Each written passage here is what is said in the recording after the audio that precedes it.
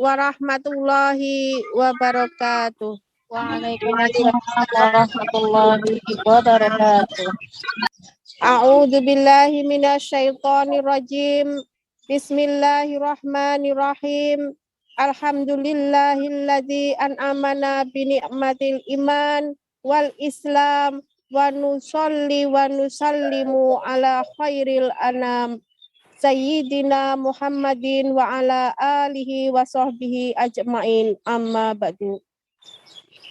Pertama-tama, marilah kita panjatkan segala puji bagi Allah Subhanahu wa Ta'ala yang telah memberikan anugerah iman dan Islam kepada kita semua dan nikmat sehat sehingga kita bisa bersua di siang hari ini dalam acara Majelis Madrasah Perantau Online. Tak lupa salawat serta salam kita haturkan kepada junjungan kita Nabi Agung Muhammad Sallallahu Alaihi Wasallam.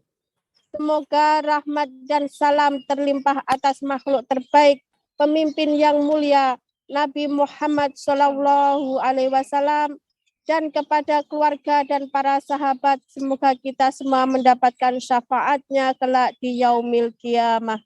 Amin, amin, amin, ya robbal alamin. Yang terhormat Bapak Ustadz Roni Hidayat LCMA yang akan mengisi materi pada siang hari ini. Yang saya hormati Bapak Imam Baihaqi selaku General Manager Dompet Duafa Hong Kong, dan yang saya sayangi jamaah Majelis MPO tanpa terkecuali yang dimuliakan Allah Subhanahu wa Ta'ala. Adapun susunan acaranya sebagai berikut. Yang pertama, pembukaan.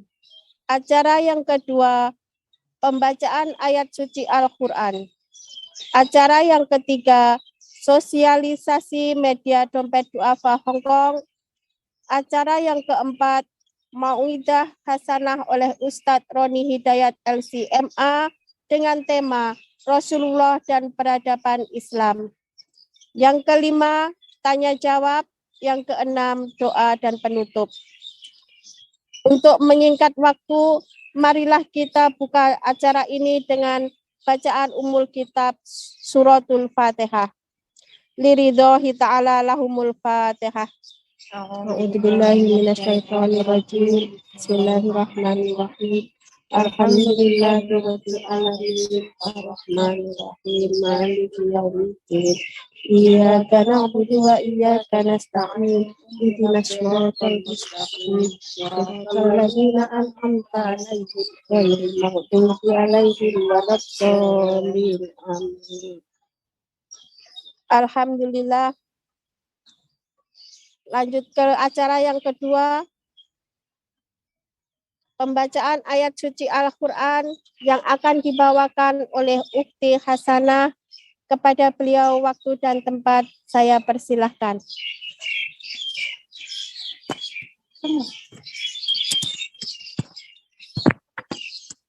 Assalamualaikum warahmatullahi wabarakatuh. Waalaikumsalam warahmatullahi wabarakatuh. A'udzu billahi minasyaitonir rajim.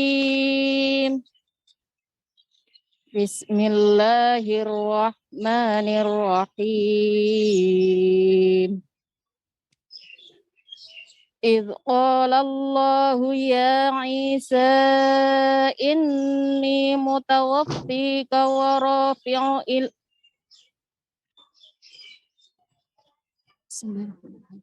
إذ قال الله يا عيسى إني متوفيك ورافعك إلي ومطهرك من الذين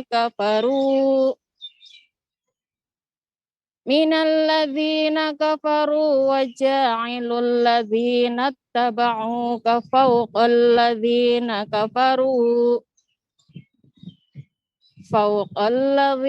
كفروا إلى يوم القيامة ثم إلي مرجعكم فأحكم بينكم فيما كنتم فيه تختلفون فأما الذين كفروا فأعذبهم عذابا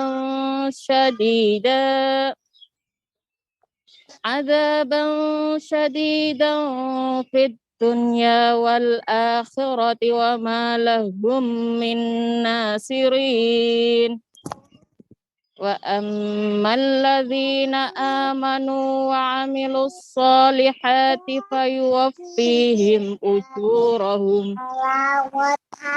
والله لا يحب الظالمين ذلك نتلوه عليك من الآيات والذكر الحكيم إن مثل عيسى عند الله كمثل آدم خلقه من تراب ثم قال له كن فيكون الحق من ربك فلا تكن من الممترين Sadaqallahul azim. Wassalamualaikum warahmatullahi wabarakatuh. Waalaikumsalam warahmatullahi wabarakatuh. Aku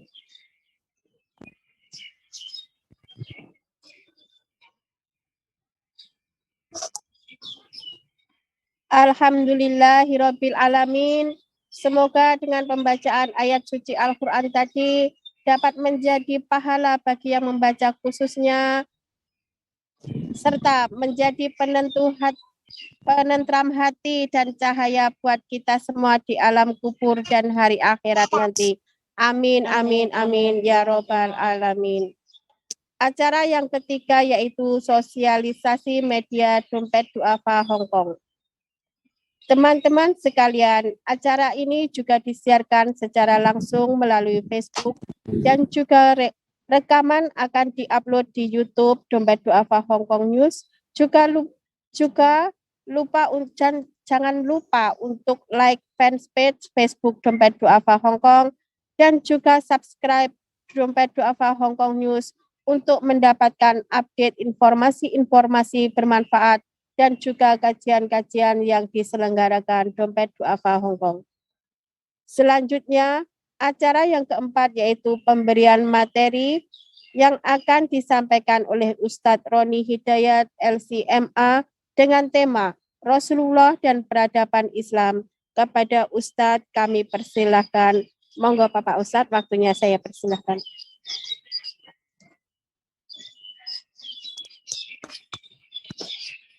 Bismillahirrahmanirrahim. Suara saya kedengaran Ibu-ibu? Insya Allah dengar. Bismillahirrahmanirrahim. Assalamualaikum warahmatullahi wabarakatuh. Waalaikumsalam warahmatullahi wabarakatuh. Alhamdulillah. Hamdan yuwafi ni'amahu wa yukafi'u mazidah. Radina billahi rabba wa bil islami dina wa bi muhammadin nabiyya wa rasula. Asyhadu an la ilaha illallah wa asyhadu anna muhammadan abduhu wa rasuluh alladzi la nabiyya ba'da amma ba'd. Wa barik ala Muhammad wa ala alihi wa ashabihi ajma'in. Ibu-ibu jemaah yang dirahmati Allah Subhanahu wa taala. Di sini jam 1:30 Kalau di Hong Kong jam berapa, Ibu? Jam 2:40 Pak Ustadz. Oh, oh 1 jam ya bedanya ya. Ya, 1 jam. Baik Ibu-ibu, tema kita pada hari ini tema sangat luar biasa, Rasulullah dan peradaban. Kita harus tahu dulu ini apa yang dikatakan dengan peradaban. Peradaban itu berasal dari kata adab, peradaban. Peradaban. Ditambah dengan kata ditambah dengan kata an. Jadi peradaban. Berarti yang dimaksud dengan peradaban adalah orang yang beradab. Ya, manusia yang punya adab atau akhlak atau sopan santun. Akhlak itu kalau dalam Islam itu bukan hanya kepada manusia, tapi juga kepada Allah Subhanahu wa taala. Jadi, orang yang beradab itu adalah orang yang mengenal Allah Subhanahu wa taala dan punya adab terhadap Allah, takut kepada Allah, tidak mau melakukan perbuatan dosa. Kenapa? Karena Allah Maha melihat, Allah Maha tahu. Dia tidak mau melakukan perbuatan dosa. Itu namanya orang beradab. Terus, dia juga sesama orang baik. Kepada orang dia sopan, santun, kemudian saling membantu. Itu disebut dengan peradaban. Sekarang ini kita harus menyamakan persepsi. Apakah ini dikatakan peradaban? Yang sekarang ini, kita jujur. Yang sekarang ini apakah bisa disebut dengan peradaban? Kalau di Islam, peradaban itu dibagi menjadi 3. Islam itu, peradabannya itu dibagi menjadi 3 tingkat. Tingkat pertama, peradaban yang dilihat dari sisi bangunan. Nah, orang selalu melihat peradaban itu dari sisi bangunan. Kalau di Islam, itu peradaban tingkat rendah. Peradaban yang paling rendah dalam Islam adalah peradaban yang melihat dari sisi bangunan. Bangunnya tinggi, bangunnya bagus, itu dilihat peradaban. Ya kan? Terus Islam itu, peradaban yang kedua, dilihat dari sisi apa? Dilihat dari sisi kemanusiaan. Bagaimana dia memanusiakan manusia? Memanusiakan manusia, maka itu adalah peradaban tingkat menengah. Dan peradaban tingkat tinggi adalah peradaban yang mengenal siapa Tuhannya, yang menciptakannya, dan apa tujuan hidupnya. Itu peradaban paling tinggi dalam Islam. Sekarang kita harus jujur. Sekarang ini, peradaban yang ada, apakah peradaban yang sudah mengenal Allah Subhanahu wa taala? Nih, kita jujur nih, yang sekarang yang menguasai dunia, yang menguasai peradaban atau yang mengendalikan dunia, ini bukanlah orang Islam. Yang mendirikan dunia adalah orang-orang Yahudi, orang-orang Nasrani. Ini yang mengendalikan dunia. Apakah ini dikatakan peradaban? Mereka menyerang ke negara Afghanistan. Mereka menyerang ke mana? Ke Myanmar. Orang Myanmar membunuh. Di Cina juga membunuh. Kemudian di India juga membunuh. Apakah ini yang dikatakan peradaban? Beda dulu. Ketika Islam menguasai peradaban. Kapan Islam menguasai peradaban? Lama. Dari semenjak Dari semenjak Khalifah Rasyidi, malahan mungkin bisa dimulai dari Rasulullah SAW sampai habis ditutup pada masa kekhalifahan Turki Utsmani tahun 1924. Coba lihat, Islam kalau menaklukkan sebuah daerah atau membuka sebuah daerah, apakah pernah Islam membunuh orang lain tanpa ada sebab? Apakah ada Islam membunuh orang non-muslim atau berbeda agama tanpa ada sebab? Jawabannya tidak ada. Islam itu hanya memerangi orang yang betul-betul kepengen memerangi Islam. Artinya orang yang ngeyel. Kalau orang Islam itu kalau orang tidak bersenjata, Allah tidak memerangi. Makanya Rasulullah mengatakan, kalau kalian membuka sebuah negeri, jangan bunuh anak-anaknya, jangan bunuh orang tuanya, jangan bunuh perempuannya, jangan hancurkan rumah ibadahnya, jangan tebang pohonnya, jangan hancurkan tempat air minumnya, jangan bunuh orang yang tidak bersenjata. Yang kalian bunuh itu adalah orang yang benar-benar pengen berperang dengan kalian. Begitu. Itu aja. Dalam Islam, itu yang dikatakan peradaban. Dalam Islam pernah dulu masuk ke Spanyol. Ketika Islam masuk ke Spanyol, kalau memang Islam itu membunuh, tentu tidak ada lagi orang-orang Spanyol yang beragama Nasrani. Tapi Islam tidak membunuh begitu. Islam membiarkan mereka dengan agama mereka. Kemudian ketika mereka kuat, Islam diperangi, Dan Islam hanya diberikan 3 pilihan orang-orang Islam. Apa itu? Yang pertama pilihannya adalah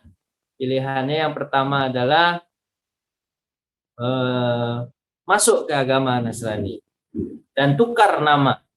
Langsung tukar nama. Jadi permasalahan sangat luar biasa. Suruh tukar nama gitu. Jadi kalau kita melihat itu nama-nama orang yang dia muslim tapi namanya non muslim. Padahal dia muslim karena harus ditukar nama. Atau sekalian tukar agama. Baik, mereka sudah tukar agama. Walaupun mereka sudah tukar agama, tapi tetap saja mereka menjadi warga negara nomor 2. Kalaupun mereka tetap tinggal di Spanyol. Atau dibunuh, atau diusir dari tempat itu. Begitu mereka menguasai peradaban. Jadi kita bisa jujur, Ibu dan rahmati Allah Subhanahu wa taala, peradaban yang benar itu adalah peradaban Islam. Maka judul kita pada hari ini memang betul. Apa itu? Rasulullah dan peradaban. Rasulullah SAW, kita kembali ke tema. Rasulullah SAW ketika sampai kita melihat peradaban itu dibangun Nabi ketika Nabi sampai di kota Madinah. Tapi jangan melihat hanya sampai di kota Madinah. Nabi Muhammad SAW lebih dahulu menetapkan sendi-sendi peradaban tersebut di Mekah. Semenjak Rasulullah diangkat menjadi seorang Rasul. Rasulullah diangkat menjadi seorang Rasul. Kemudian Rasulullah SAW membina para sahabat 10 orang yang dijamin masuk surga. Orang-orang yang terdekat dengan Nabi Muhammad SAW berputar-putar di sana saja jabatan itu. Setelah Abu Bakar, Umar. Setelah Umar, Utsman. Setelah Utsman, Ali bin Abi Thalib. Malah Utsman mengatakan, jika seandainya saya meninggal dunia, maka tolong kalian pilih di antara mereka ini untuk menjadi pengganti saya. Siapa mereka? 6 orang yang dijamin untuk masuk surga. Jadi 10 orang yang dijamin masuk surga itu adalah orang-orang yang dididik oleh Rasulullah Shallallahu Alaihi Wasallam. Kepemimpinan itu berputar di antara mereka. Ini adalah murid-murid Nabi SAW. Jadi kepemimpinan itu peradaban itu sudah dimulai oleh Nabi SAW. Benih-benihnya di mana? Di Mekah selama 13 tahun. Orang itu dididik. Abu Bakar, Umar, Utsman, Ali, Thalhah, Zubair, kemudian Abdurrahman bin Auf, Sa'ad bin Abi Waqqas, Abu Ubaidah Jarrah, Sa'id bin Zaid Al-Adawi. Mereka semua yang disuruh untuk memimpin sebuah negeri. Pertama dipimpin oleh Abu Bakar, digantikan oleh Umar, digantikan oleh Utsman, digantikan oleh Ali bin Abi Thalib. Dan rata-rata mereka yang keenam ini umur mereka 3 orang di atas 30 tahun. Siapa mereka? Abu Bakar, Umar, dan Abdurrahman bin Auf. Sementara di bawah 30 atau di atas 20 sekitar 3 orang. Dan di bawah 20 itu ada 5 orang. Bayangkan, luar biasa, hebat. Orang yang dibina Rasulullah SAW, kisaran umur mereka rata-rata di atas 30 sedikit, malahan ada yang belasan tahun. Bagaimana Rasulullah SAW? Ini kan ceritanya. Bagaimana cara Rasulullah SAW membuat peradaban? Membuat peradaban, membuat negara, membuat hebat. Rasulullah SAW yang pertama, cara membuat peradabannya adalah ketika Rasulullah sampai di kota Madinah, Rasulullah SAW membangun masjid. Ini cara membuat peradaban. Membangun masjid. Dari masjid inilah semuanya akan dibicarakan. Dari masjid inilah orang akan bergerak. Dari masjid inilah timbul bermacam-macam pendidikan dan segala macam. Jadi cara membuat peradaban Islam itu memang dibangun dari masjid. Memang masjid menjadi tolak ukur peradaban. Itulah ukur peradaban. Kalau peradaban itu baik, dilihat dari masjidnya. Kalau masjidnya ramai, berarti peradabannya bagus. Kalau masjidnya kurang, berarti peradabannya turun. Itu dilihat dari masjid. Kalau Nabi SAW mengatakan dalam hadisnya, kalian akan bisa mengalahkan Yahudi dan Nasrani ketika sholat subuh kalian sama banyaknya dengan sholat Jumat. Jadi peradaban Islam itu apa? Peradaban yang mengagungkan Allah Subhanahu wa taala. Jadi dimulai dari masjid. Terus bagaimana Rasulullah SAW lagi membangun sebuah peradaban? melanjutkan peradaban. Rasulullah itu punya sistem peradaban itu. Jadi bukan hanya sekedar ini. Jadi ada sistemnya Rasulullah. Pertama, dibangun masjid. Setelah dibangun masjid, dipersaudarakan kaum muslimin. Ini paling penting, ini yang paling susah sekarang. Di peradaban itu adalah saling mempersaudarakan. Dari kaum orang yang hijrah dari kota Mekah dengan orang yang tinggal di kota Madinah, dipersaudarakan. Malahan persaudaraan mereka bukan hanya sekedar persaudaraan biasa. Persaudaraan mereka itu sampai kepada persaudaraan siapa yang meninggal di antara mereka, maka mereka saling mewarisi. Saling mewarisi. Nah, luar biasa. Sekarang kita dengan saudara kita nggak sampai mewarisi. Teman sama teman kita nggak sampai mewarisi. Dan ini penting sekali Nabi membuat peradaban begitu. Untuk meletakkan sendi-sendi peradaban itu.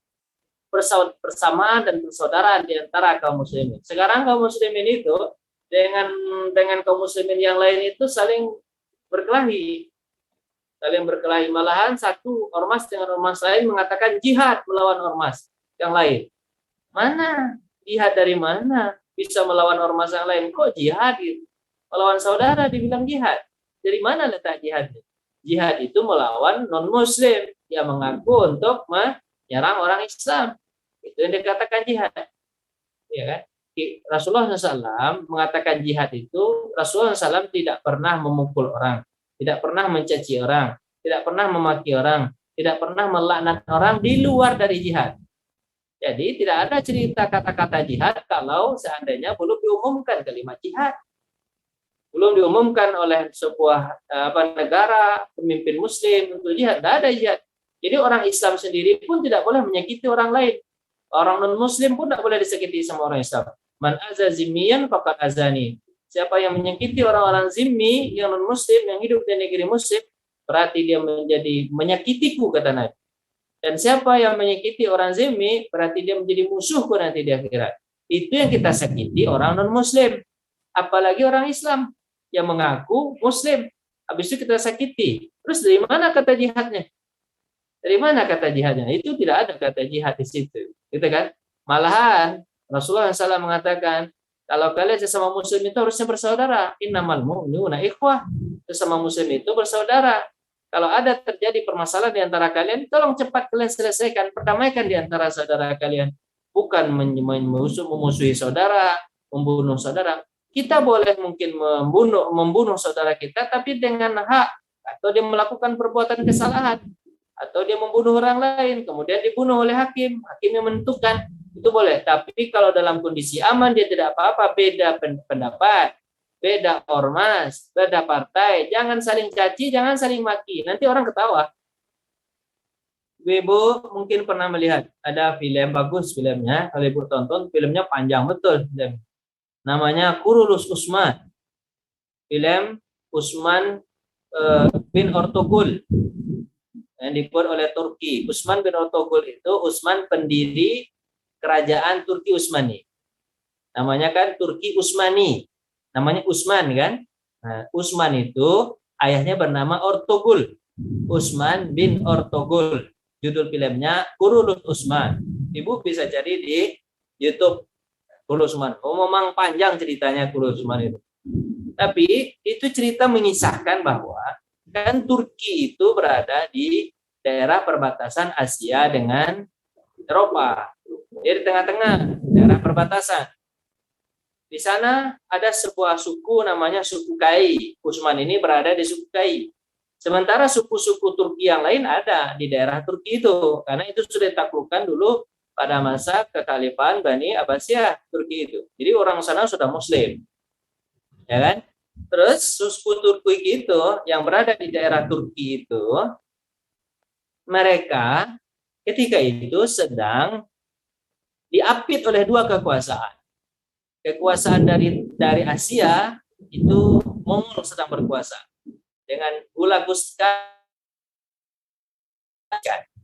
Kemudian di sebelah barat yang berkuasa adalah Bizantium atau Roma. Sementara umat Islam berada di tengah-tengah. Umat Islam berada di tengah-tengah di persimpangan jalan. Antara terus dua suku ini atau dua kelompok yang besar ini, kerajaan yang besar ini, satu dari Genghis Khan atau satu dari Mongol, yang satu lagi dari Bizantium. Yang dari Mongol ini ingin menguasai daerah Turki. Maka mereka meletakkan kaki tangan mereka. Ada orang Muslim yang mereka berteman dengan orang Mongol. Jadi orang Muslim yang berteman sama orang Mongol. Terus ada juga orang Muslim yang berteman sama orang Roma. Jadi kedua-dua orang ini berteman dengan non-Muslim. Habis itu Mongol mengambil atau menjarah pasar-pasar atau segala macam yang ada di daerah Turki ini.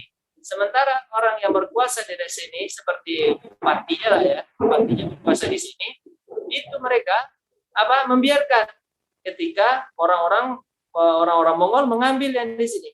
Terus orang-orang sini juga orang-orang Roma mengambil daerah sini, menguasai pasar mereka, kemudian memperbudak orang-orang Islam di sini. Karena orang-orang penguasa daerah sini ini dia berteman dengan orang Roma. Saling menolong. Yang tidak mau mengakui kekuasaan Mongol, padahal Mongol ketika itu kuat, yang tidak mengakui kekuasaan Roma atau Bizantium, itu hanya satu suku, namanya suku Kai, atau dengan yang dikenal suku Kai itu di sanalah Utsman bin Ortogol akhir. Situ dia sangat sangat tidak mau kalau saudara muslimnya dihina, dicaci, dimaki, dibunuh oleh orang Mongol. Maka diserang lagi oleh Utsman.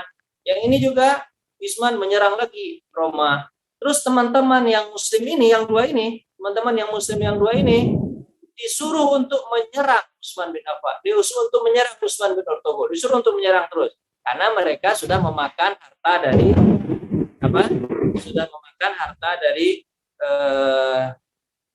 dari orang-orang Mongol dan orang-orang Bizantium. Habis itu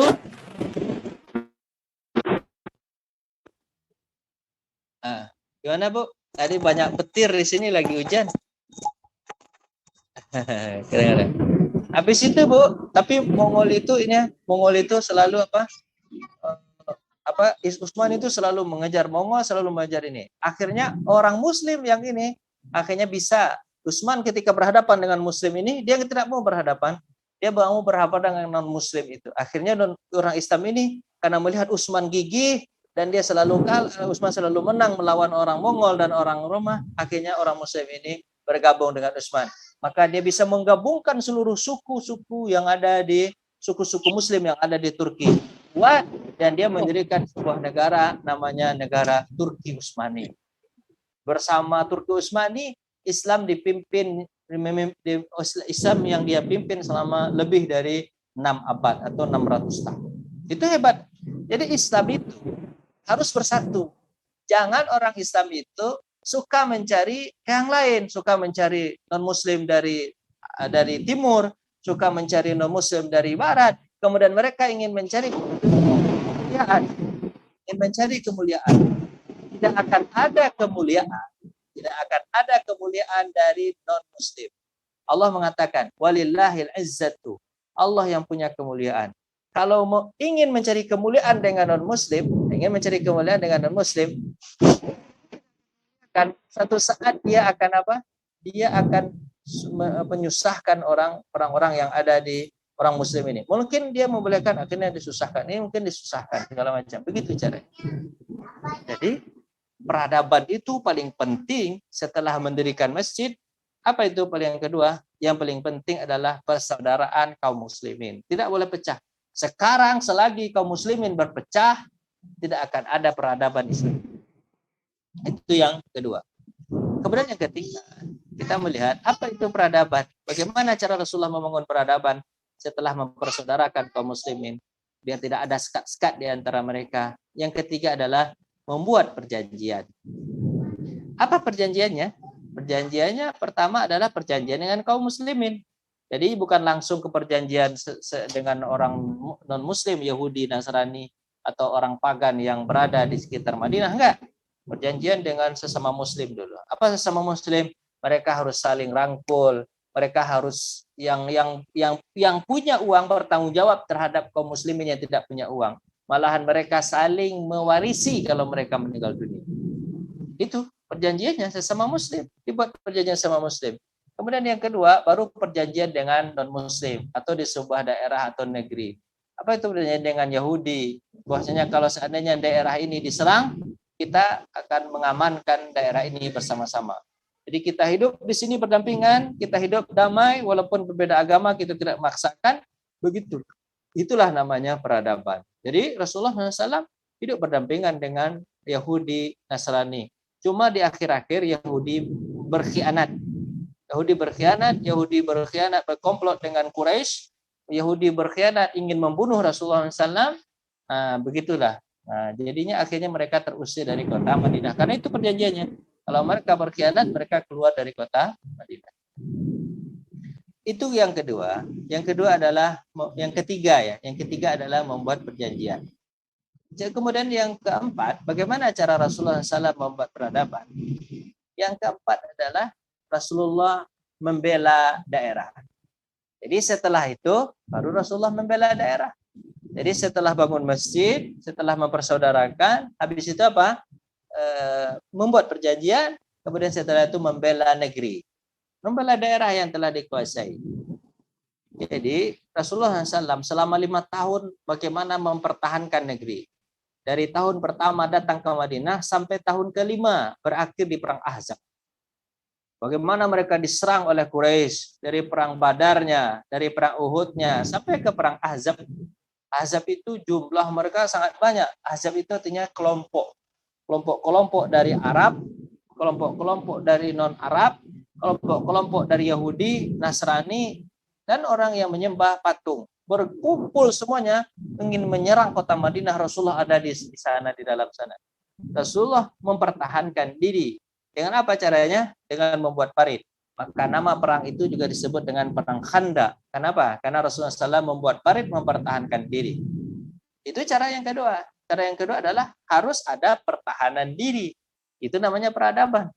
Ini pelajaran yang sangat penting pada diri kita. Kalau kita ingin membuat peradaban, ya kuatkan pertahanan diri. Jangan sampai bobol. Maka benar kata, kalau seandainya kita ingin tidak diserang sama orang, kita harus punya kekuatan agar tidak diserang. Tapi kalau kita mudah diserang, kita mudah ditekan, ya kita tak punya peradaban. Ya kan? Sekarang kita mudah ditekan, mudah diserang, kita nggak punya peradaban. Kita kekuatan militer kita nggak kuat. Itu bukan dikatakan peradaban. Nggak bisa kita menguatakan peradaban. Apa sebab? Kita tidak menguasai daerah. Jadi gimana caranya? Ya beginilah. Akhirnya ya Rasulullah SAW mempertahankan diri.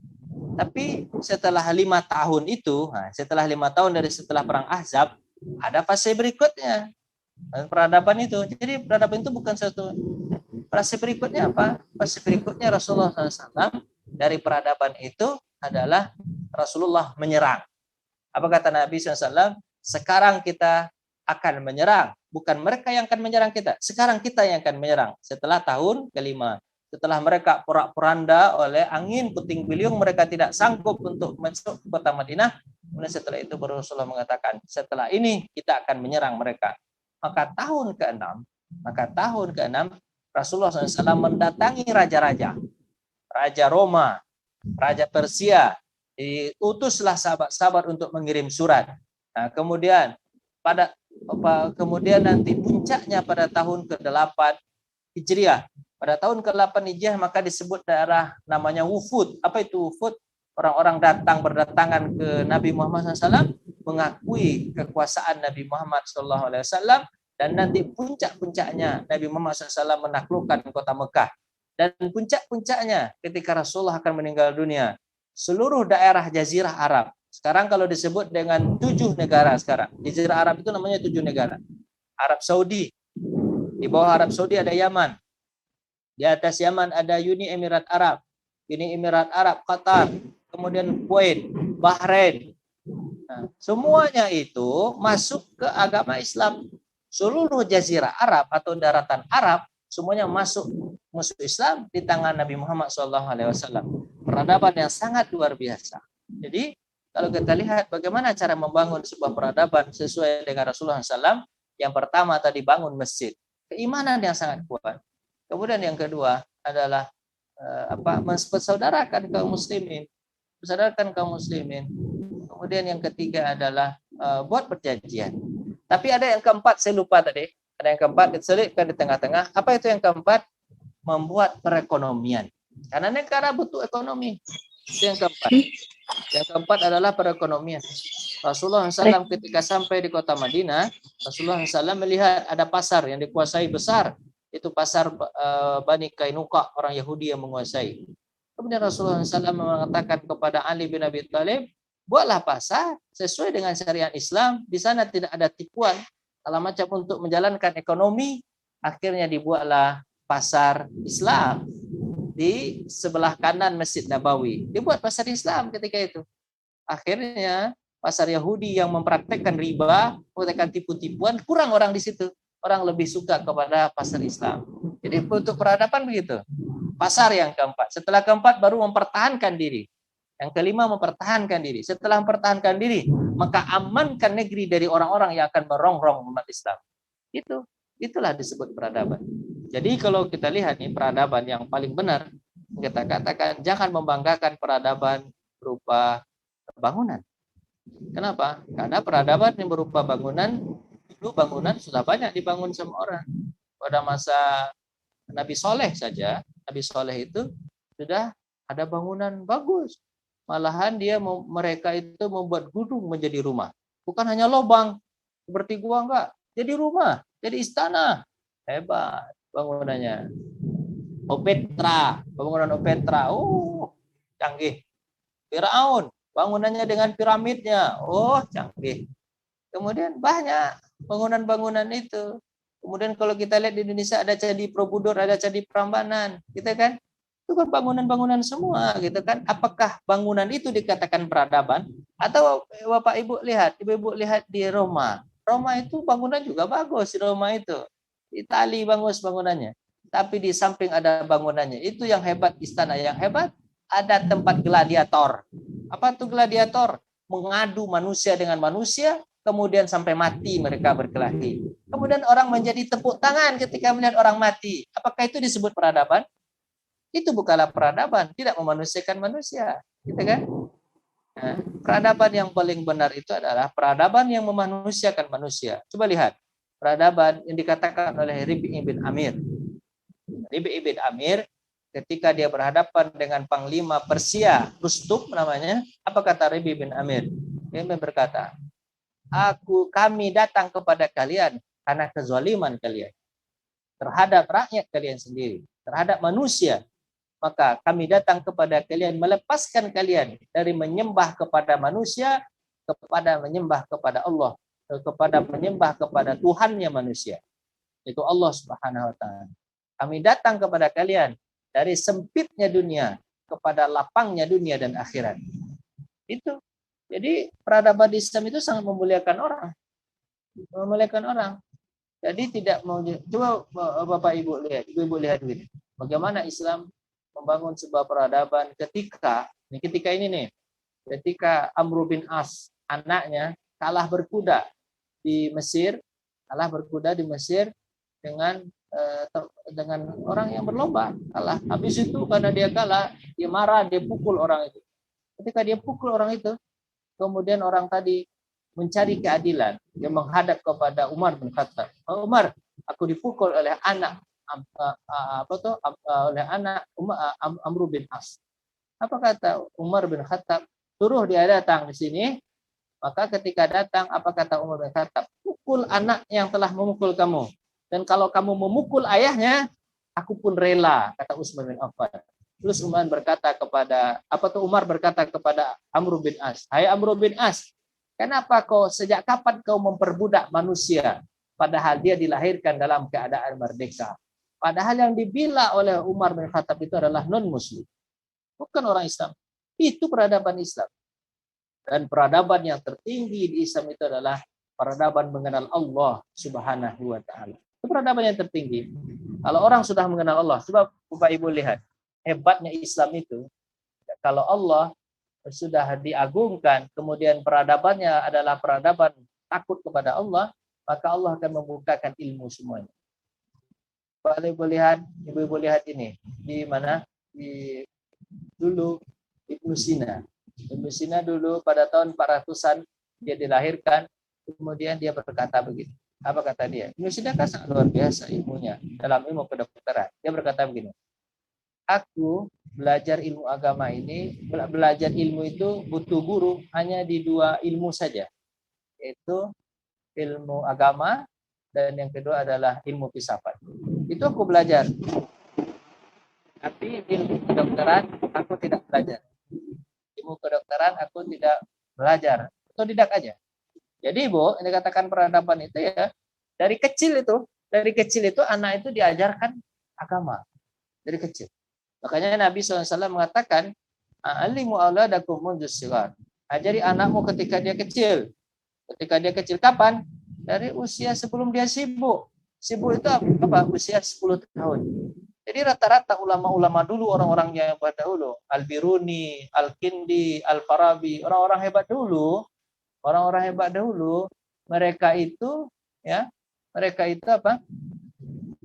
Mereka itu mulai belajar agama dari usia 3 tahun. Dan rata-rata usia 7 tahun mereka dah hafal Quran. 8 tahun mereka hafal hadis. 9 tahun mereka sudah tahu mengerti syariat, fikih dan segala macamnya. Baru setelah itu baru mereka belajar umum. Apa yang mereka dapatkan setelah itu? Luar biasa. Coba lihat Ibnu Sina hafal Al-Quran, hafal hadis segala macam usia 10 tahun. Kemudian dia belajar ilmu apa? Ilmu apa? Dia belajar ilmu kedokteran. Setelah dia belajar ilmu kedokteran, maka sebentar saja dia menjadi dokter ahli. Ya Allah bukakan ilmu itu. Coba contohnya Al-Idrisi. Al-Idrisi umur kecil dia sudah hafal Quran. Jadi kalau kita ingin melihat peradaban, lihat aja orang-orang dahulu. Bagaimana peradaban orang-orang dahulu? Peradaban orang-orang dahulu itu Al-Idrisi dia buat apa? Dia buat globe. Dia buat apa namanya itu ya, peta dunia dengan buat dunia itu bulat. Dia mengerti betul bagaimana dunia tersebut. Di mana dia tahu kenapa kok bisa dia menggambar peta dunia? Al-Idrisi itu lengkap dengan gunungnya, lengkap dengan sungainya, lengkap dengan jalannya, bisa dia bangun. Kalau orang sekarang itu mungkin dia punya satelit, tapi dia nggak punya satelit. Allah bukakan ilmu untuknya. Jadi kalau peradaban Islam itu baiknya dimulai dari mengenalkan Allah, habis itu kedua baru apa? Memperbaiki sesama manusia, baik kepada orang. Kemudian baru yang ketiga bangunan. Bangunan itu hanya pelengkap saja. Bagaimana orang-orang dahulu membuat air yang biasa berada di bawah bisa naik ke atas bukit pada masa Salahuddin Al-Ayyubi. Padahal naik ke bukit itu 5.000 meter naik ke atas air tersebut. Padahal dulu tidak ada pompa. Tapi apa tujuan orang bisa menaikkan air ke atas bukit tersebut? Karena di atas bukit ada kehidupan. Tujuannya apa? Agar orang gampang untuk wudu, agar orang gampang untuk bersuci, maka harus dinaikkan air. Jadi Allah yang membukakan ilmu bagaimana dari bawah naik air ke atas. Begitu hebatnya peradaban orang-orang dahulu. Jadi orang-orang dahulu itu, peradaban itu dimulai dengan Allah Subhanahu wa taala. Maka kalau kita mengatakan apakah benar Rasulullah sebagai orang yang punya peradaban? Benar. Rasulullah SAW membuat sebuah peradaban yang sangat besar hingga berpengaruh sampai sekarang. Makanya ketika Malikul Haq itu membuat orang yang berpengaruh di dunia, maka yang nomor satunya adalah Rasulullah Muhammad Sallallahu Alaihi Wasallam. Apa sebab? Karena dia bisa menggabungkan kepengaruhan dua. Pertama dia menyelesaikan agama, yang kedua dia bisa menyelesaikan negara. Dan dari titik tolaknya negara tersebutlah lahirlah kekhalifahan yang sangat besar yang menguasai dunia lebih kurang 14 abad. Atau 1400 tahun. Baru dihancurkan aja kemarin 1924 di Turki oleh Mustafa Kemal. Baik, Ibu yang dirahmati Allah Subhanahu wa taala, Rasulullah dan peradaban ini sangat baik kita untuk hayati dan kita lihat kalau ingin menjadi peradaban Islam lagi, maka harus kita melihat bagaimana dulu Rasulullah SAW membuat sebuah peradaban. Baik Ibu, mungkin dari sini cukup dari saya. Setelah itu marilah kita tanya jawab.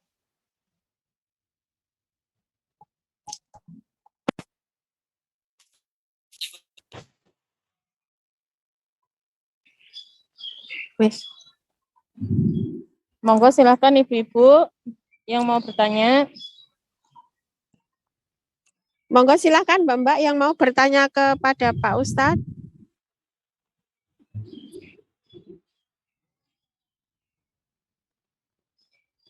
Ada ya Bu ya. Ininya berat ini apa? Temanya berat. Rasulullah dan peradaban. Sama nggak takon? Takon untuk. Ibu tahu ya Rasulullah SAW itu dalam waktu yang sangat singkat ya, hanya 10 tahun setelah membangun sebuah negara, tunduk 7 negara di tangan Nabi Muhammad SAW. Apakah Nabi tidak hebat? Hebatlah itu. Hebat, sangat hebat. Dan Ibu tahu Hebat juga, sekali. hebat sekali Rasulullah SAW Ibu datang ke Madinah itu adalah sebuah daerah yang sedang tidak layak untuk dijadikan negara. Tidak layak. Lebih layak lagi Mekah, karena Mekah ketika itu punya perekonomian yang bagus. Atau mungkin lebih layak lagi Taif, karena Taif daerah yang subur. Tapi Rasulullah SAW diletakkan untuk membangun sebuah negara di Madinah. Padahal Madinah ketika itu tidak ada kehidupan. Misalnya kehidupannya sedikit sekali, penyakit banyak. Dulu kan namanya Yasrib. Ayah Rasulullah SAW meninggal dunia di Yasrib. Yasrib namanya. Yasrib namanya. Rasulullah meninggal, anak ayah Rasulullah meninggal di Yasrib. Kenapa? Karena Yasrib itu adalah daerah yang banyak penyakit. Setelah Rasulullah SAW datang di situ, penyakit itu Rasulullah SAW berdoa kepada Allah agar penyakit itu dijauhkan dari kota Yasrib. Dan Rasulullah SAW merubah nama Yasrib dengan nama Madinah. Madinah itu artinya kota, tapi aslinya namanya adalah Madinatul Rasul, kotanya Rasul. Kota yang tidak layak untuk dirikan. Dulu di sana Madinah itu selalu berkelahi antara dua suku Aus dan suku Khazraj. Berbunuh-bunuhan selama 120 tahun. Nabi datang ke situ. Artinya Nabi ditempatkan oleh Allah Subhanahu wa taala di suatu kota yang kota tidak layak untuk dijadikan sebuah peradaban. Tapi akhirnya bisa beradab orang-orang tersebut. Dan mereka bisa menguasai dunia. Dengan apa? Dengan Islam. Dalam waktu yang sangat singkat 10 tahun. Kita Indonesia ini 71 tahun ini sudah merdeka. Belum lagi negara-negara lain tunduk ke negara Indonesia. Ada tunduk. Dan kita tidak menguasai peradaban. Rasulullah SAW bisa menguasai peradaban dengan agama Islam. Silakan Ibu bertanya Bu. Mungkin ada yang perlu Bu tanyakan? Monggo Mbak yang mau bertanya Mbak. Sama takon enggak?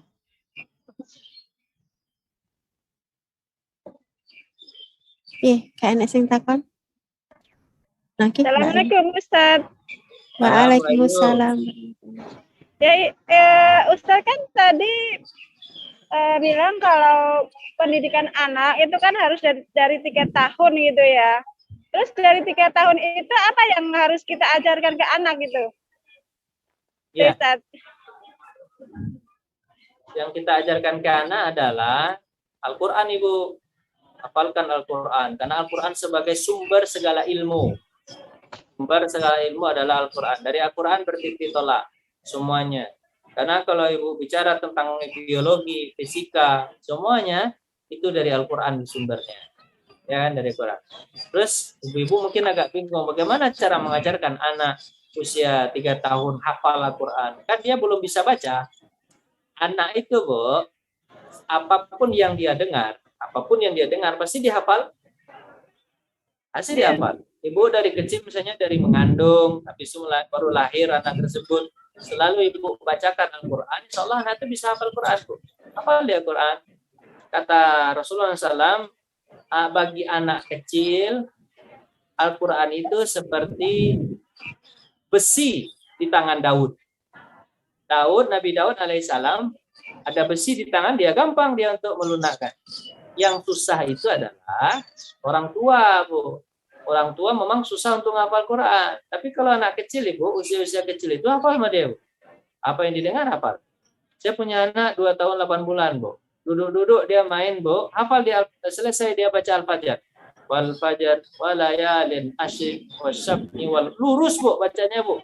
Lurus betul bacanya. Saya kaget pas dengar dia nanti hafal dia. Hafal dia Amayat Salun. Hafal dia Abasa wa Tawalla, hafal dia Al-Ghasyiyah, apa Qorah hafal dia, Bu. Karena dari bayi itu diperdengarkan terus. Kalau dia nonton TV, nonton flash disk, bacanya hafalan Al-Quran. Hafal dia, Bu. Begitulah anak, Bu. Makanya kita ini adalah generasi yang salah didik. Generasi yang salah didik. Kalau generasi yang benar-benar didikannya sesuai dengan peradaban, maka kita harusnya mulai belajar itu dari Al-Quran dan hadis, tafsir, belajar agama. Kalau iman sudah kuat, Ibu, iman sudah kuat, Bu. Ilmu yang lain akan mendukung. Memang saya tidak mengatakan semua ilmu itu bermanfaat. Ilmu matematika, fisika, semua bermanfaat, Ibu. Tapi lebih bermanfaat itu ilmu fisika, matematika itu adalah penunjang kehidupan. Bukan ilmu inti. Ilmu inti itu adalah ilmu agama. Karena yang ditanya nanti, Ibu ya, Ibu mana yang mau? Anak Ibu jadi anak soleh, atau anak Ibu pintar dalam masalah matematik, bahasa Inggris, fisika? Yang berbahagia adalah ibu orang tua yang bahagia ketika anaknya soleh, Bu. Walaupun dia tidak pintar matematika dan fisika segala macam, Bu, dia kalau anak soleh, Bu, tahu agama, dia mengerti, takut dia kepada Allah, sayang dia kepada ibu, maka ibu akan selamat nanti masa tua Ibu. Ingat ya, anak itu kalau ibu meninggal dunia, dia berdoa kepada Allah, ya Allah, ampuni ibu saya, maka ibu akan diampuni Allah. Tapi kalau anak ibu tidak soleh, tidak takut sama Allah, dia nggak sholat, dia nggak puasa, gitu kan? Dia nggak ibadah. Habis itu dia berdoa kepada Allah. Apakah doanya diterima Allah? Jawabannya tidak, Bu. Karena hadis Nabi mengatakan apa? Idza mata ibnu Adam, kalau mati anak Adam putus seluruh amalnya kecuali 3. Salah satu di antaranya apa? Waladun salihun, anak yang soleh yang mendoakan. Bukan anak yang sembarangan anak, Bu, tapi anak soleh yang mendoakan. Jadi ibu beruntung kalau punya anak yang soleh. Memang ibu juga beruntung kalau punya anak yang pintar matematika bahasa Inggris. Ibu beruntung.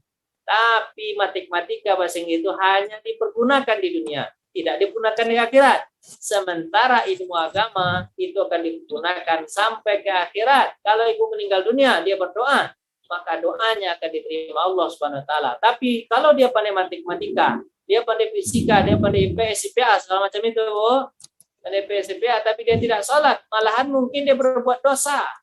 Maka orang yang beranak yang berbuat dosa berdoa kepada Allah Subhanahu wa taala, doanya tidak akan diterima Allah. Seperti Nabi mengatakan ini, doa orang yang berdosa seperti cahaya matahari ditutup oleh awan. Karena dosanya tersebut, Allah tidak membukakan pintu langit untuk doanya. Capek dia berdoa kepada Allah untuk pengampunan ibu, tidak akan diterima. Karena dia adalah anak yang tidak soleh. Maka paling penting bagi kita adalah anak yang soleh. Maka peradaban yang paling benar adalah peradaban yang memulai anak dididik dengan agama. Setelah itu baru ilmu-ilmu yang lain. Ibu baca ilmu orang-orang dahulu itu, Bu, orang-orang dahulu dari sahabat tabi'in sampai generasi ini, mula-mula mereka diajarkan agama. Kalau mereka sudah ada agama dalam hati, maka mereka tidak akan merusak. Tapi kalau diajarkan ilmu umum dulu, ilmu pelengkap dulu diajarkan, matematika, fisika, kimia, segala macam, Bu, mereka rusak bumi ini. Dunia tidak kekurangan orang pintar, Bu, tapi dunia kekurangan orang soleh. Karena kebanyakan orang pintar, akhirnya orang bodoh, orang yang bodoh dibodoh-bodoh oleh orang pintar. Karena orang pintar tidak punya agama. Tapi pada masa orang yang punya agama, dia punya agama. Walaupun dia tidak pintar, tapi pasti dia tidak akan merusak orang lain dan tidak akan merusak negeri ini. Begitu, Bu. Jadi agama itu paling. Peradaban itu harus dimulai dari agama. Kalau tidak dimulai dari agama, maka peradaban itu adalah peradaban yang akan merusak orang. Yang merusak alam. Begitu, Ibu. Allahu a'lam. Silakan, Bu, yang lain. Assalamualaikum warahmatullahi wabarakatuh. Ustaz, saya mau bertanya. Ya Ustaz, terima kasih. Sama Bu Ayu. Assalamualaikum Ustaz. Salam, Ibu. Ustaz, saya mau bertanya. Di masa zaman dahulu, di masa kepemimpinan Nabi Muhammad SAW, itu kan tidak ada seorang perempuan itu menjadi pemimpin. Nah, pertanyaan saya di sini, di zaman sekarang itu katanya emansipasi wanita dan laki-laki itu sama. Itu apakah ada hukumnya apabila seorang wanita itu menjadi seorang pemimpin, Ustaz? Terima kasih. Sama Bu. Bu, pada masa Rasulullah SAW, perempuan itu tidak dijadikan tidak dimuliakan. Malahan perempuan itu bisa menjadi alat perdagangan. Perempuan tersebut bisa diwariskan. Perempuan tersebut sangat dilecehkan pada masa. Malahan ketika dia lahir, orang tuanya merasa terbebani dan kadang dikubur hidup-hidup. Nah, itu pada masa dulu. Maka Islamlah yang memuliakan perempuan. Ini Islam datang, Islam memuliakan perempuan. Bagaimana cara Islam memuliakan perempuan? Islam meletakkan sesuatu pada tempatnya. Laki-laki punya fitrah, perempuan juga punya fitrah. Perempuan itu fitrahnya di mana? Perempuan itu fitrahnya adalah di rumah, gitu kan? Bersama anak, mendidik anak. Laki-laki itu fitrahnya di mana? Laki-laki itu fitrahnya keluar untuk mencari nafkah. Itu fitrahnya, Ibu ya. Fitrahnya begitu. Jadi kalau diletakkan sesuatu pada fitrahnya, itu terasa enak, Ibu. Terasa enak. Laki-laki, Bu, disuruh untuk membersihkan rumah, disuruh untuk mengasuh anak, segala macam, Bu. Itu paling tahan sehari 2 hari, Bu. 3 hari kacau tuh, Bu. Apalagi sebulan, berantakan di rumah, Bu. Berantakan rumah, Bu. Tapi perempuan itu, Bu, dia di rumah, Bu. Dia sabar, dia senang. Perempuan kalau saya di rumah dia senang, Bu. Dia senang, kemudian dia main sama anak, nyanyi-nyanyi sama kita kan, rumah bersih, segala macam. Tapi kalau laki-laki dia nggak fitrahnya gitu. Jadi, Bu, orang itu kalau senang itu, Bu, letakkan dia sesuai dengan fitrahnya. Perempuan fitrahnya itu adalah tidak manjat yang listrik, Bu. Perempuan itu fitrahnya adalah tidak jadi tukang bangunan, Bu. Maka perempuan itu fitrahnya adalah dia lembut, dia keibuan. Suami butuh sekali ketika istri itu di rumah, suami itu butuh sekali ketika dia pulang, dia akan mencurahkan keletihannya kepada istrinya. Unek-uneknya akan disampaikan. Begini saya di luar, begini begitu. Oh, istri itu harus punya jiwa besar untuk menerima kaduan dari suami. Suami mungkin di luar kayak singa, tapi pas di rumah dia menjadi orang yang butuh kasih sayang dari istri. Nah, begitulah kira. Jadi, Bu, kalau perempuan jadi hakim, Bu. Jadi hakim aja dulu, tidak usah jadi pemimpin, Bu. Jadi hakim aja dulu. Apakah fitrahnya perempuan jadi hakim, Bu? Enggak, Bu. Perempuan itu punya perasaan, Bu. Ketika ada kriminalitas pembunuh, seorang pembunuh, Bu. Seorang pembunuh. Kemudian hakimnya adalah perempuan. Hakimnya adalah perempuan. Kan seharusnya pembunuh itu dia harus dibunuh. Tidak ada rasa kasih sayang kepada pembunuh. Karena ketika dia membunuh, dia tidak punya kasih sayang terhadap orang yang dibunuhnya. Maka bagaimana kalau seandainya seorang pembunuh nanti akan meminta menghibah kepada ibu-ibu yang jadi hakim? Bu Hakim, saya ini jangan dibunuh, Bu Hakim. Saya ini punya anak, saya punya istri. Akhirnya datanglah jiwa keibuannya ibu-ibu. Kalau datang jiwa keibuan ibu-ibu, susah ibu tegas. Makanya seorang perempuan sulit untuk menjadi seorang hakim. Apa sebab? Karena dia memutuskan sesuatu sesuai dengan perasaannya. Karena itu fitrahnya. Kalau laki-laki jadi hakim tepat, dia sesuai memikirkan sesuatu dengan logika. Orang ini telah membunuh tanpa kasih sayang, berarti dia harus juga dibunuh. Karena dia tidak punya kasih sayang, untuk apa dia dibiarkan hidup? Nanti kalau dia dibiarkan hidup, nanti dia membunuh lagi. Itu kalau laki-laki. Makanya, Bu, kalau perempuan jadi hakim saja susah, apalagi jadi pemimpin. Apalagi jadi pemimpin. Bu, pemimpin itu, Bu, itu dia bukan hanya sekedar mengatur administrasi, Bu, tapi dia dapat tekanan dari luar dan dari dalam. Ada tekanan dari luar, ada tekanan dari dalam. Nanti kalau ada tekanan dari luar, ada tekanan di dalam, nanti dia nggak kuat, akhirnya dia mewek, Bu, nangis ya. Itu ya, seperti itu perempuan. Jadi tempatkanlah perempuan pada tempatnya. Di mana tempat perempuan itu? Tempat perempuan itu adalah menjadi ibu. Tempat perempuan itu adalah mengasuh anak. Perempuan itu adalah tempat yang mulia. Bagaimana dia dimuliakan? Dia harus dilindungi oleh laki-laki. Jadi dia nggak harus ke depan, Bu. Perempuan kalau disuruh ke depan, Ibu, suruh ke depan nanti dia nggak sesuai dengan fitrahnya, dia akan berat hidup sendiri, berat hidup sendiri itu menjadi berat. Menurut saya begitu. Jadi emansipasi wanita itu, Bu, itu kebablasan. Kalau dikatakan emansipasi wanita, wanita telah memuliakan Islam. Islam telah memuliakan wanita. Islam tidak pernah menghina wanita. Islam malahan, Bu, akhir-akhirnya nanti seorang ibu itu lebih dimuliakan daripada ayah, 3 kali lebih mulia daripada ayah. Begitu Islam meletakkan. Bagaimana ibu atau bagaimana perempuan lebih mulia daripada ayah, 3 kali lebih dimuliakan. Begitu Islam menempatkan perempuan. Gitu, Bu. Jawabannya Allahu a'lam bishawab. Terima kasih Ustadz. Jazakallah khair. Syukran. Assalamualaikum warahmatullahi wabarakatuh, Pak Ustadz. Waalaikumsalam. Gini ya Pak Ustadz, tadi kan kata Pak Ustadz kalau didik anak dari umur dini ya Pak Ustadz. Iya, Bu. Nah, saya udah naruh anak di TPA namanya di Belitung itu kadang guru ngajinya sehari datang, besok enggak, sehari datang, sehari enggak gitu Pak Ustadz. Terus anak saya udah umur 9 tahun, yang kecil.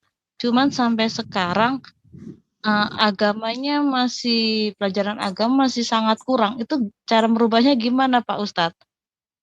Apa karena memang keluarga saya non-muslim, jadi apa karena itu ada pengaruhnya gitu Pak Ustadz? Makasih. Assalamualaikum. Bu, dulu orang-orang dulu ya, Bu.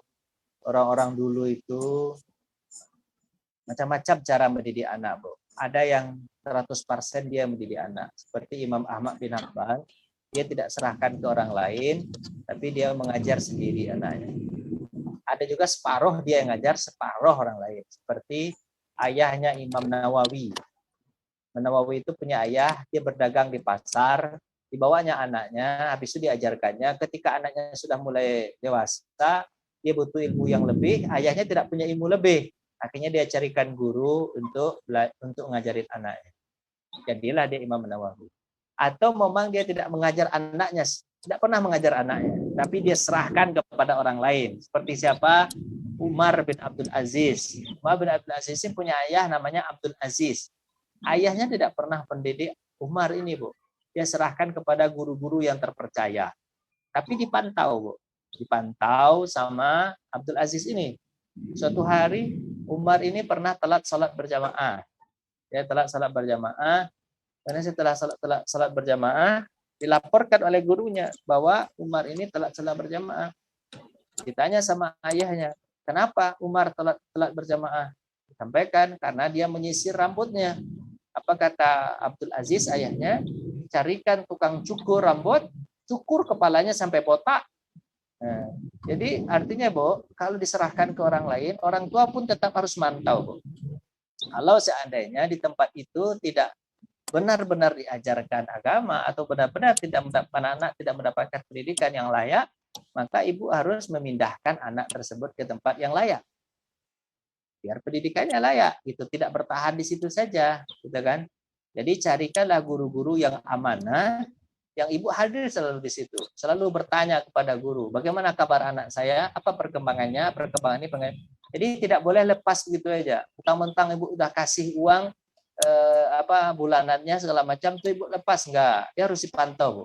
Harus dipantau, harus dilihat mana apa perkembangan anak saya. Kalau saya tidak cocok, jadi tempatnya lebih cocok. Seperti yang dilakukan oleh Abdul Aziz terhadap anaknya Umar bin Abdul Aziz. Gitu, Ibu. Maklum Pak Ustadz, di sana pulau gitu loh. Jadi di sana itu susah sinyal. Saya pun kalau mau teleponan jarang bisa gitu loh Pak Ustadz. Di sana di Belitung masih pulau. Oh gitu. Iya. Ya, dan juga orangnya masih banyak yang susah, banyak yang nggak ngerti agama juga gitu. Makanya saya bingung. Memang keluarga saya non muslim gitu. Jadi kalau dia teleponan dengan kakak saya bisa, tapi dia harus ke kotanya dulu, jarak dari rumah 2 jam kadang kalau dia pas jalan-jalan gitu Pak Ustadz. Kalau enggak agak susah kami hubungan gitu loh. Ya, saya doakan mudah-mudahan Ibu, ya pertama mungkin tambahannya lagi adalah Ibu punya doa mustajab. Doa orang tua doa orang tua untuk anaknya tidak dihalangi oleh Allah Subhanahu wa taala. Maka selalu dari jauh ibu doakan, Rabbana hablana min azwajina wa dzurriyyatina qurrata a'yun waj'alna lil muttaqina imama. Selalu doakan anak setiap ibadah ibu, setiap hari, setiap sholat ibu, mudah-mudahan Allah nanti akan memperbaikinya. Ya kan? Kalau dia jauh dulu juga begitu ibu. Komunikasi orang-orang dulu mungkin sudah kena HP segala macam bu ya. Tapi diusahakan juga bisa berkomunikasi gitu. Orang dulu kan nggak punya HP, beda kita sekarang udah punya HP, Bu. Tapi diusahakan komunikasi, ya, komunikasi lewat apa? Caranya apa ya? Apa aja mungkin caranya harus dilakukan oleh orang tua kan? Yang pendidikan. Allahu a'lam bishawab. Silakan Ibu. Terima kasih Pak Ustadz. Assalamualaikum. Sama-sama, Bu. Salam.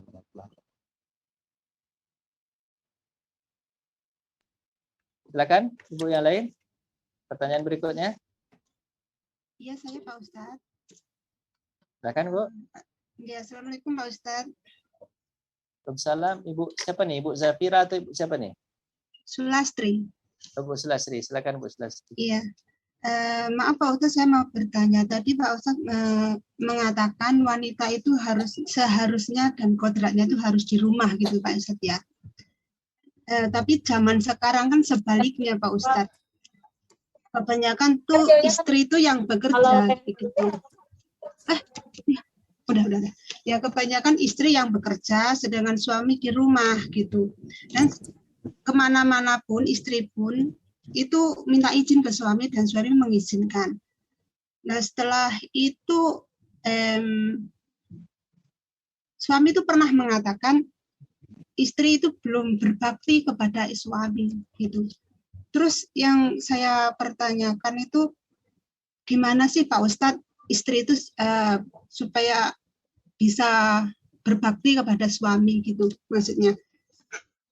Saya bingung menyatakan. Maksudnya gitu Pak Ustadz. Ya. Terima kasih Pak Ustadz atas jawabannya. Assalamualaikum. Salam. Saya terlalu berdoa kepada Ibu. Mudah-mudahan ibu-ibu yang ada di Hong Kong semuanya dilindungi Allah Subhanahu wa taala. Saya tahu bagaimana perjuangan ibu susahnya. Ini ibu menjalankan sesuatu sebenarnya ya. Saya juga merasakan sesuatu yang tidak yang tidak atas keinginan ibu. Ini adalah tuntutan zaman lah. Kita katakan tuntutan zaman. Dan semua ini dosa dari peradaban ini. Dosa dari peradaban ini. Harusnya peradaban ini memuliakan manusia, memuliakan ibu-ibu, dia harus bersama anak, terus dia harus dia harus di rumah, dia harus mengayomi suami. Kalau tidak nanti ya masalahnya akan timbul satu persatu. Tapi saya doakan mudah-mudahan tidak ada masalah. Saya doakan semuanya baik-baik saja. Doakan juga mudah-mudahan peradaban ini berubah. Jadi peradaban yang betul-betul memuliakan ibu-ibu seperti zaman dulu Rasulullah SAW. Saya yakin kalau ibu curhat sama saya, mungkin banyak yang akan keluar gitu kan, Saya tahu. Tapi yang paling penting adalah ibu sekarang kan berniat untuk niat baik ya sana, terus ibu mencari nafkah, tujuannya adalah niat karena Allah Subhanahu Wa Taala. Yang bisa ibu lakukan adalah ya berdoa, mudah-mudahan semuanya akan berlalu. Semuanya akan berlalu dan kembali kepada seperti sedia kala. Ibu sudah dapat tabungan yang cukup, kemudian ibu bisa pulang, kemudian ibu bisa usaha di rumah, ibu bertemu dengan anak, bertemu dengan suami, bertemu dengan keluarga, ibu bisa melihat perkembangan anak segala macam. Itu yang dirindukan sebetulnya kan. Tapi dalam kondisi begini bagaimana? Kondisinya begini. Ya, kalau dalam kondisi begini namanya darurat. Kalau darurat, Bu lakukan sesuatu yang banyak-banyak berdoa kepada Allah Subhanahu Wa Taala. Semoga Allah Subhanahu Wa Taala memberikan ibu rezeki yang banyak dan segala macam. Kemudian habis itu ibu bisa kembali ke keluarga dengan aman. Makanya nanti suami tidak bisa berkata lagi, kamu tidak berbakti segala macam. Ya bagaimana kita bisa menyalahkan seorang istri, dia sudah banting tulang, peras keringat jauh keluar. Harusnya kan suami mengerti dalam keadaan, harusnya suami yang begini. Dia pergi keluar, dia yang cari uang segala macam gitu kan. Dia yang membanting tulang gitu, istri yang di rumah. Harusnya kan begitu. Sekarang istri sudah maju ke depan gitu kan, sudah maju ke depan, dia yang banting tulang gitu. Harusnya suami angkat tangan dan harusnya dia minta maaf. Selalu minta maaf, istriku, aku belum sanggup untuk membiayai kehidupan kita dan keluarga kita. Harusnya kan begitu, gitu kan? Jadi Ibu, ya itu namanya egois gitu ya, egois atau segala macam. Tapi mudah-mudahan Ibu sehat-sehat selalu di sana, hidupnya nikmat di sana, terus bisa mengontrol anak-anak, terus bisa masih berkomunikasi sama anak-anak, terus Ibu ya senanglah hatinya di sana gitu kan. Satu saat lagi Ibu nanti akan kembali lagi bersama keluarga. Amin ya rabbal alamin. Allahu a'lam bishawab. Terima kasih Pak Ustadz penjelasannya. Ya, Assalamualaikum Pak Ustadz. Silakan Bu yang lain. Ini aja. Coba ini. Silakan Ibu Indriani. Coba ini. Enggak hidup. Kata hidup. Ya Bu. Siapa lagi Bu? Silakan. Apa namanya voice-nya?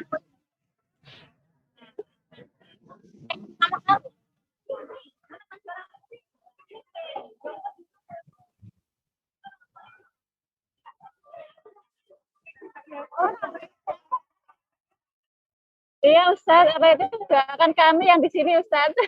Sama-sama kita doakan Ibu Ayu. Sama-sama Bu Ayu. Iya. Mudah-mudahan Iya, di sini udah berjuang, udah berusaha memenuhi kebutuhan suami, keluarga. Malah yang kadang suami yang nggak kuat gitu. Itu gimana kita menyikapi Ustadz kalau sampai suami itu berzina, misalkan itu apa harus kita pertahankan rumah tangga itu, apa kita harus perbaiki atau gimana Ustadz? Kan sudah ibaratnya kan suami yang menyuruh kerja, kok malah dia sendiri yang apa itu namanya? Dia sendiri yang melukai, dia sendiri yang melanggar aturan itu gitu loh Ustaz. Jadi kita harus gimana itu Ustaz? itu ada Bu, tergantung ibunya. Kalau ibunya mau tetap masih bersama gitu ya silakan tetap bersama gitu kan. Tapi kalau ibu seandainya menggugat, itu sudah dibolehkan oleh agama. Kenapa? Karena dia sudah melanggar aturan agama. Itu boleh sebenarnya di sisi agama. Tapi kalau ibu mempertahankan karena melihat anak-anak atau segala macam, itu juga dibolehkan gitu kan. Jadi namanya suami kalau jauh dari istri ya nggak bisa tahan juga Ibu. Itu mohon maaf aja nih, saya juga laki-laki nggak bisa tahan juga. Iya Ustaz. Bagaimana cara Ibu berkomunikasi terus dengan suami gitu kan, kita saling sabar gitu ya, saling sabar, terus saling menguatkan lah gitu kan. Satu saat lagi kita akan bertemu lagi gitu. Ya begitulah Bu kondisinya gitu. Mudah-mudahan ya saya doakan juga mudah-mudahan semuanya berjalan lancar. Amin. Dan Ibu sehat selalu, suami sehat, anak-anak sehat, semuanya masih dilindungi Allah Subhanahu wa taala. Allahu a'lam bishawab. Ya, terima kasih Ustaz. Terima kasih. Sama-sama Bu. Baik, ibu-ibu yang lain silakan.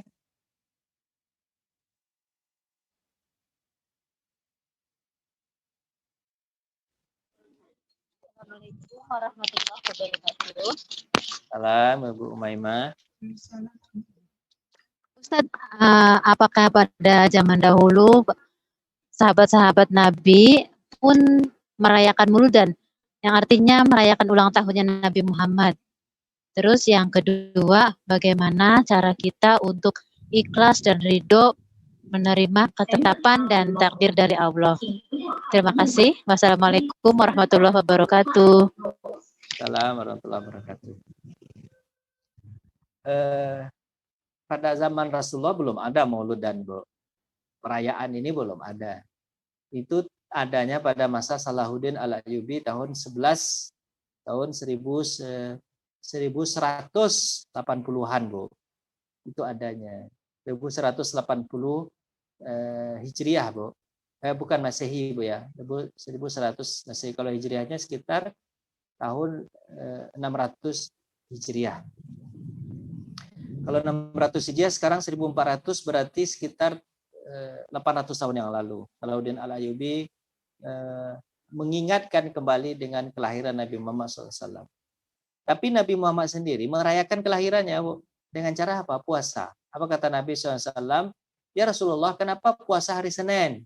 Nabi mengatakan, hari itu aku dilahirkan, hari itu pula aku diangkat menjadi Rasul hari Senin, dan hari itu pula aku nanti dibangkitkan di hari Senin. Jadi Rasulullah merayakannya dengan apa? Dengan puasa setiap Senin, ya kan? Setiap Senin. Jadi puasa Senin. Kalau dalil puasa Khamisnya itu karena kata Nabi SAW, aku ingin sekali ketika amalku dilaporkan kepada Allah di hari Kamis. Jadi amal itu setiap minggu dilaporkan kepada hari Kamis. Aku dalam keadaan berpuasa. Maka kita disunahkan puasa Senin karena merayakan kelahiran Nabi. Kemudian yang kedua puasa hari Kamis karena amal kita dilaporkan kepada Allah Subhanahu wa taala. Jadi sebenarnya Nabi maulud itu memperingati kelahirannya dari Senin. Jadi orang kalau memperingati kelahirannya untuk dengan ibadah itu boleh-boleh saja. Misalnya ibu lahir hari Selasa, habis itu ibu bersedekah setiap hari Selasa karena bersyukur kepada Allah karena ibu sudah dilahirkan di hari Selasa. Dengan ibadah kan boleh. Terus yang jadi masalah itu bukan maulud dan peringati maulud, Bu. Yang embel-embel di belakang maulud itu gitu. Kalau seandainya memperingati Nabi Muhammad, menceritakan sejarah Nabi Muhammad, memang harus kita ceritakan setiap hari. Mungkin di hari maulud adalah momennya gitu kan. Nah, tapi menceritakan Nabi kan boleh-boleh saja, nggak ada masalah. Yang jadi embel-embelnya ini yang mungkin yang dilihat sama orang nggak boleh gitu. Misalnya kan pas maulidan pas maulidan harus menghambur-hamburkan uang gitu ya Bu ya, dengan buat nasi banyak-banyak habis itu membazir. Mungkin itu yang jadi masalah, bukan maulidnya yang jadi masalah, tapi yang jadi masalah embel-embel di belakangnya. Ada mungkin kesirikan-kesirikan di maulidan gitu. Kalau nggak ada kesirikan ya boleh-boleh. Itu pertanyaan pertama. Pertanyaan kedua, Allahu a'lam. Yang kedua adalah bagaimana cara menerima takdir, ikhlas menerima takdir. Oh, takdir itu sudah ditentukan Allah Subhanahu wa taala dan kita bisa milih sebenarnya, Bu. Bisa kita milih. Misalnya milih pergi ke kota A atau ke kota B. Sebenarnya Bu bisa milih. Saya mau pergi ke kota A, saya nggak mau ke kota B. Itu pilihan. Seperti pada masa Umar bin Khattab, ya Bu ya. Umar bin Khattab. Umar bin Khattab itu ketika ada wabah di daerah Syam, terus orang melaporkan, wahai Umar, ada wabah sekarang di Syam, taun penyakitnya. Kalau kamu masuk, kamu kemungkinan bisa terjangkit. Bagaimana pendapatmu? Kata Umar, baik, kalau begitu saya tidak masuk, saya kembali ke Madinah. Apa kata Abu Ubaidah Al-Jarrah? Hai Umar, apakah kau pergi dari takdir Allah? Kalau kau kena kan kena aja. Kalau nggak kena ya nggak kena menurut Allah Subhanahu wa taala. Apa kata Umar bin Khattab? Betul. Aku lari dari takdir Allah menuju takdir Allah yang lain.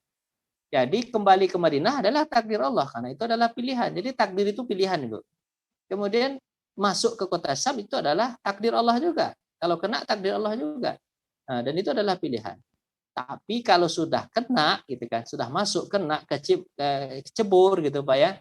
Nah, bagaimana caranya? Ya, begitu caranya bertawakal kepada Allah. Jadi orang beriman ketika dia sudah memilih sesuatu, habis itu dia memilih sesuatu itu, setiap sesuatu punya konsekuensi, Bu. Kalau tinggal di kota Madinah juga punya konsekuensi. Masuk ke Syam juga punya konsekuensi. Ada positif negatifnya, gitu kan? Ada positif negatifnya. Ya kan? Ibu tinggal di Indonesia atau ibu pergi ke Hong Kong itu ada positif negatifnya. Tinggal di Indonesia juga ada positif negatif. Pergi ke Hong Kong ada positif negatifnya. Tapi kalau sudah kecemplung ke Hong Kong, ibu sudah datang di situ, maka lakukan sesuatu yang positif-positif. Nah, jangan sesuatu yang negatif-negatif. Itu cara menerima takdir Allah Subhanahu wa taala. Karena itu adalah pilihan. Bagaimana caranya? Ya, pas ketika di sana ya niatnya diperbaharui lagi. Kenapa Ibu pergi ke Hong Kong? Karena untuk menghidupi keluarga agar kehidupannya lebih layak, gitu kan? Untuk menyekolahkan anak agar sekolahnya lebih lancar. Untuk membahagiakan diri dan keluarga kecil dan sampai keluarga besar. Kan? Itu niat harusnya. Jadi tidak ada niat-niat lain yang melenceng-melenceng gitu. Niatnya untuk Allah Subhanahu wa taala. Nanti semua kita akan dikembalikan kepada Allah sesuai dengan apa yang kita jalani. Jadi semua akan kita pertanggungjawabkan. Ibu di Indonesia juga punya pertanggungjawaban di Indonesia. Ibu ke Hong Kong juga punya pertanggungjawaban di Hong Kong. Karena kita dihisap seluruh kehidupan kita. Maka dari sisi-sisi kehidupan yang kita pilih, maka pilihlah yang terbaik saja. Kalau kita udah nyemplung ke situ, pilih yang terbaik saja. Kalau Allah takdirkan kita begini begitu nanti di sana atau di Hong Kong begini begitu di Indonesia gitu kan, kita terima karena semuanya adalah ketentuan dan kekuasaan Allah Subhanahu wa taala. Maka setelah takdir ada suatu ilmu yang harus kita pelajari, yaitu ilmu tawakal kepada Allah SWT. Serahkan semuanya kepada Allah SWT. Begitu cara menerima takdir itu. Allahu a'lam bishawab. Allah, barakallah. Terima kasih Ustadz atas ilmunya. Semoga bermanfaat untuk saya, terutama untuk saya dan untuk teman-teman umumnya. Terima kasih Ustadz. Ustadz sehat selalu. Assalamualaikum warahmatullahi wabarakatuh. Waalaikumsalam. Ya kan? Berikutnya Ibu. Masih ada Bu Zafira?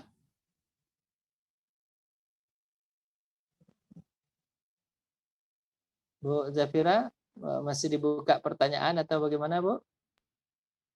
Teman-teman masih mau ada yang bertanya enggak?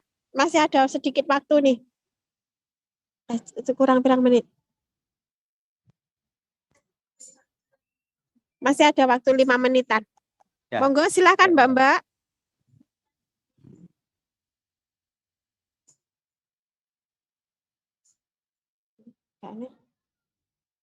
Oke, dilanjut. 5 menit. Lagi Ustadz. Tolong ajarkan kepada kami doa untuk bisa menghafal Al-Quran, Ustadz.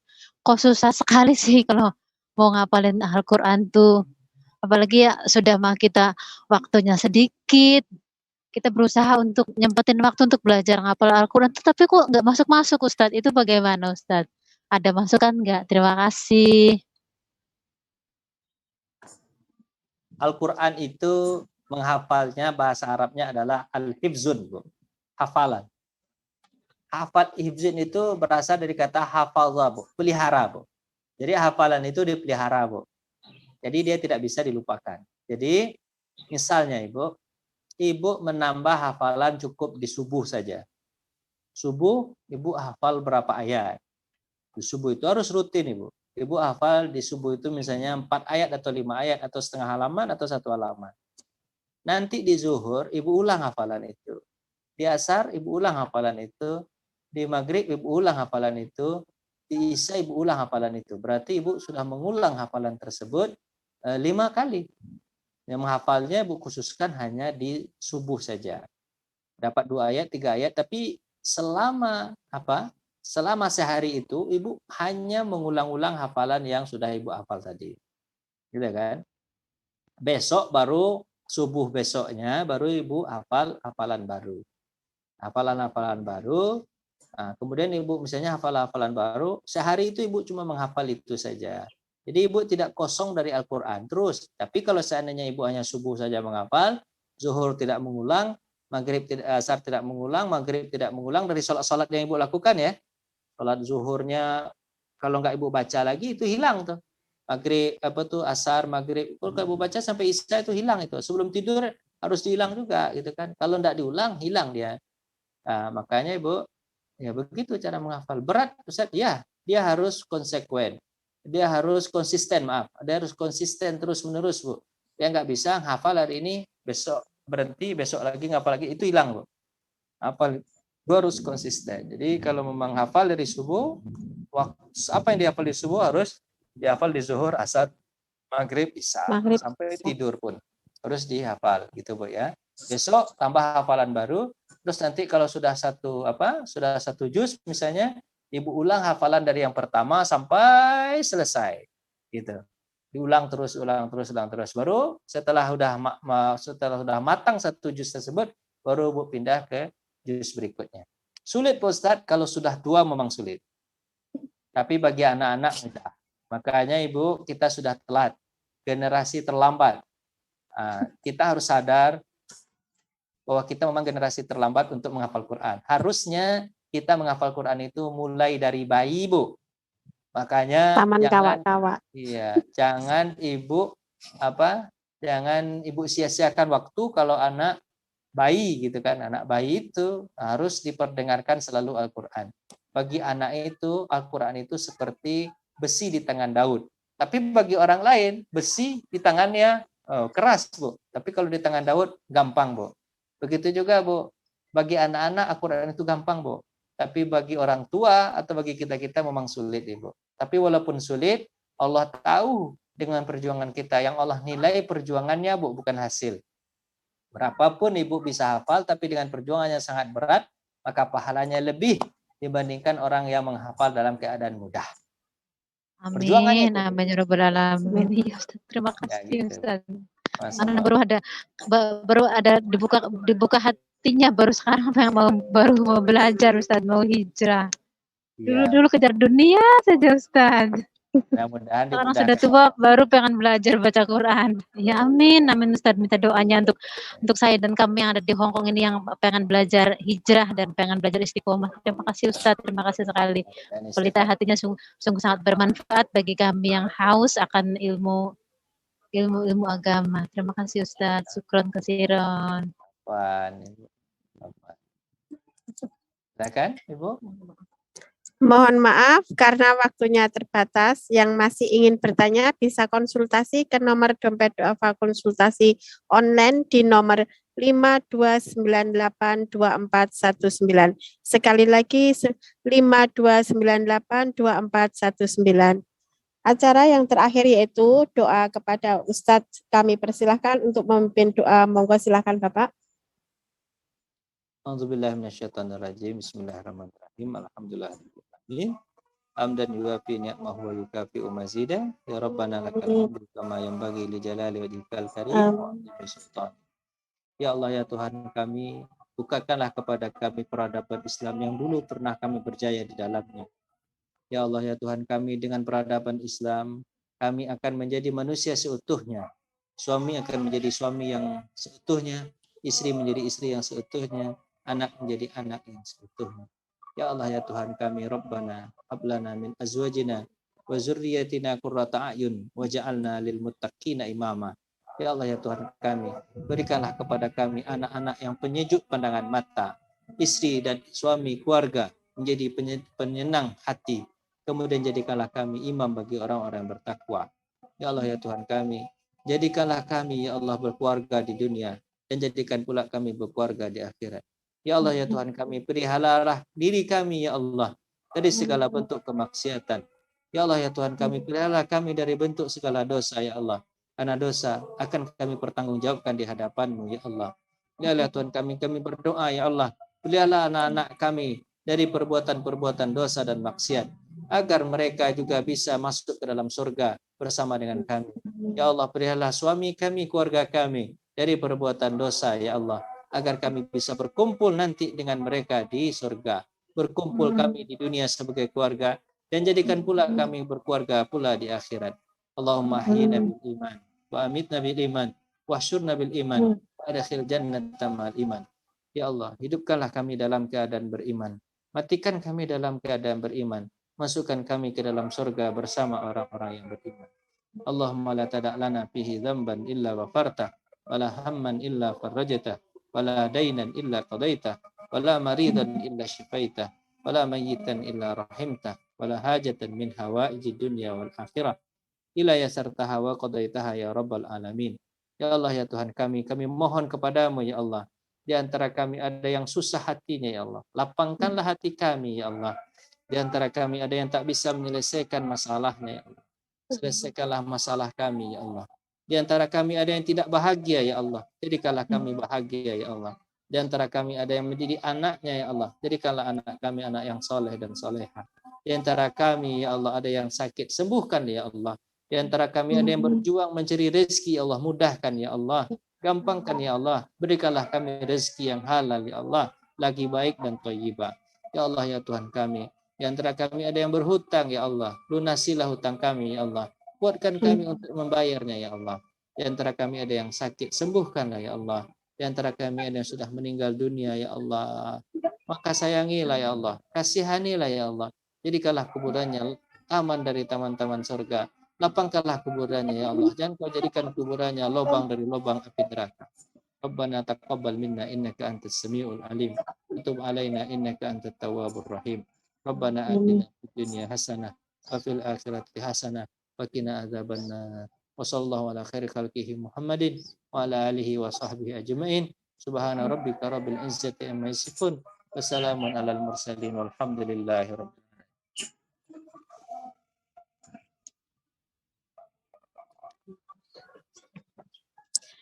Alhamdulillah, pengajian siang hari ini telah usai. Saya selaku pembawa acara mohon maaf apabila ada kesalahan dan kekurangan dalam pengucapan penyampaiannya. Terima kasih atas segala perhatian.